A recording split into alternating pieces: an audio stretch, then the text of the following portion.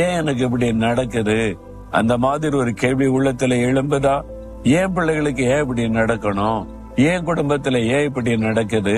நான் ஆண்டவரை நேசிக்கிறேனே, ஜெபிக்கிறேனே, நான் கர்த்தரை தேடுறேனே, ஏன் என் வாழ்க்கையில இப்படி எல்லாம் நடக்கணும் அப்படின்னு நீங்க கலங்கி கொண்டிருக்கிறீங்களா? ஏதோ ஒரு வியாதி, ஏதோ ஒரு பிரச்சனை, ஏதோ ஒரு தேவை, ஏதோ ஒரு போராட்டம் அப்படியே உங்களை கலங்க பண்ணுதா?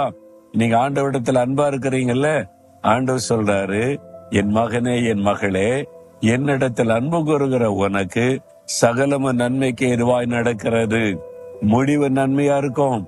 இன்றைக்கு அது பாதிப்பு மாதிரி தெரியும், இன்றைக்கு வேதனை மாதிரி தெரியும், முடிவு நன்மையாயிருக்கும்.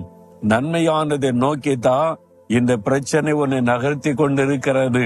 அதனால இந்த பிரச்சனை, போராட்டம் நிரந்தரம் கிடையாது. அந்த வழியா நீ கடந்து போகிற முடிவு நன்மையாயிருக்கும்.